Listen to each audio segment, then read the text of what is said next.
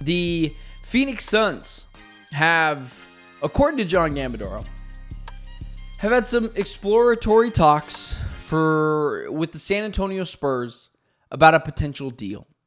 And before I hit that, there was a report that came out last night from one of my colleagues, or I don't want to make it seem like we're best friends, but we both work at the Locked On Podcast Network. And he likes to drop some of the things that he's hearing when it comes to the Phoenix Suns and Kevin Durant trade rumors. Sorry about that. Dropped my pen this morning. But he was mentioning how yesterday the Phoenix Suns are looking for a center. That would be one of the things they're prioritizing when it comes in any Kevin Durant trade. And to some extent, I get it. I do understand where the Phoenix Suns are coming from. This team needs a center.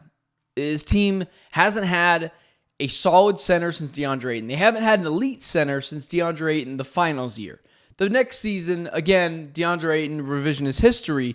People just want to remember the good times. He was so spotty, so up and down. Devin Booker didn't get along with him. Kevin Durant didn't like him. It's widely reported that both those guys wanted him gone because he didn't take the game seriously. And you look over at the Portland Trail Blazers, and they went and drafted his replacement in Donovan Clingan last year. So they don't love him either. So DeAndre Ayton, there's a chance that the Phoenix Suns have a chance at going after a center in any Kevin Durant trade. And immediately people point the finger towards, well, makes it really easy if it's Rudy Gobert or a Karl-Anthony Towns. And before we talk about what the Spurs trade could be, which I think could be very interesting, and as my guy Aaron in the chat tries to sell off Brook Lopez to us, here's an idea. We'll take Bradley, or you guys take Bradley Beal, we'll take Brook Lopez. Let's just settle it there. But when you talk about someone like Karl-Anthony Towns, it would make no sense to bring him here if you're the Phoenix Suns. I'm not even sure how badly Devin Booker would want Karl-Anthony Towns here. I know they're friends. I know they played together at Kentucky, but that was almost a decade ago, guys. At some point, you kind of move on. I don't know how close those two, I'm assuming, still are. They live on opposite sides of the country at this point. At one point, he lived halfway across the country from Devin Booker. So I think it would be a little foolish to bring Karl-Anthony Towns here for multiple reasons, and I mentioned this before. Horrific defender, bad contract. I already have one of those guys in Bradley Beal. It just doesn't make any sense to bring in a Karl-Anthony Towns who wouldn't make any sense here. He doesn't fit here. The Phoenix Suns have often talked about the next version of the Suns teams, and what we can allude to are those are teams that are tough, bring a presence, physical, and defensive-minded. Karl-Anthony Towns doesn't fit any of that. He's a good offensive center, scores, microwave some buckets, can get hot at times. I know he's dropped like 60 in a game before, but it wouldn't make that much sense. And same moves over to the Rudy Gobert side of things. Why would the Phoenix Suns want Rudy Gobert? Yes, he brings a defensive aspect, but he's already starting to hit the back nine of his career. If I'm not mistaken, Rudy Gobert is no longer like an old guy, but he's 32 years old. He's reaching towards the tail end of his prime. If you're talking about the NBA, that is like the end of your prime. 28 to 32 is like your prime years. So he's starting to go down the opposite direction. He's a lob threat. He's a defender, but he's older. He's on a super max contract. And I don't know if someone like that has the same competitive spirit as someone like Devin Booker. I just don't know if those two would mesh incredibly well. So when it comes towards bringing a center here, great. But if it's not a Khalil Ware, if it's not a Derek Lively, I'm just not interested. I need someone who can help me win now, somewhat young, and can protect the basket better than DeAndre Ayton did when he was here. So when you talk about, and maybe you don't even get that, and that's totally fine. But let's move it over to the San Antonio Spurs talk. Yesterday, John Gambadoro reported that the Suns have had some talks with the San Antonio Spurs about potentially a trade for Kevin Durant. A trade I'd be really interested in, and I think would be really good for both sides. And I've talked about this before on Locked On Suns, but not here. The Spurs, I'm not really sure why they would go after a guy like Giannis Antetokounmpo. It doesn't make a ton of sense, especially for a team that's got a ton of young players and has got a plethora of picks. They don't want to push all those in to the middle of the table right away, especially for a player like Giannis Antetokounmpo, who's really ball dominant. I'm not so sure if that's going to work out super well with Wemby and De'Aaron Fox, who's super ball dominant. Kevin Durant fits everywhere. He's a mid-range assassin. He could shoot the three ball really well. He can get to the rim, but he doesn't do it as much as he used to because he's trying to protect his body, which is totally fair at his age.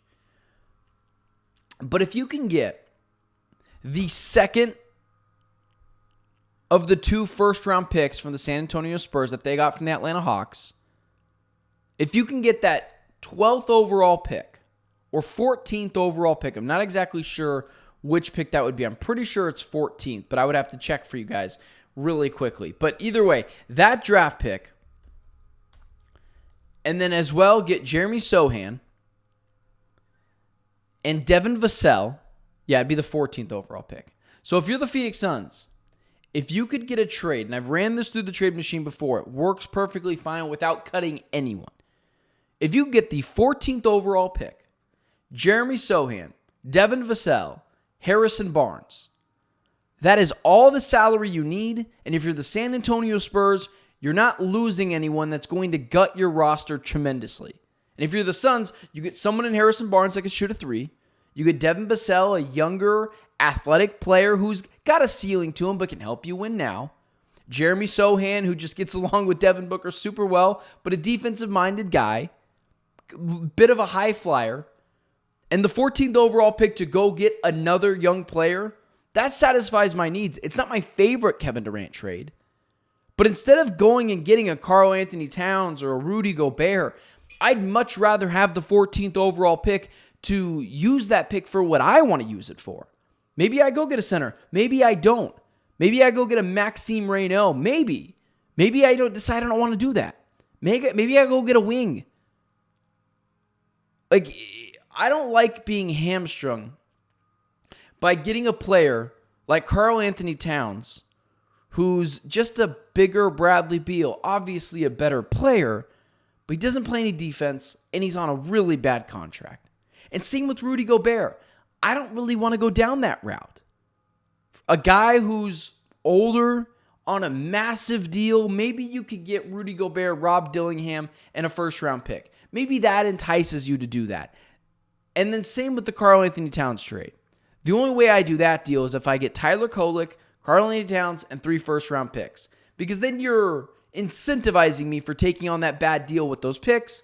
And I also just like Tyler Kolek a little bit from the draft last year. Rudy Gobert, Rob Dillingham, him, maybe a pick or two. Because Rob Dillingham was such a high pick last year, you probably don't get as much. Sure, you're incentivizing me to take those deals.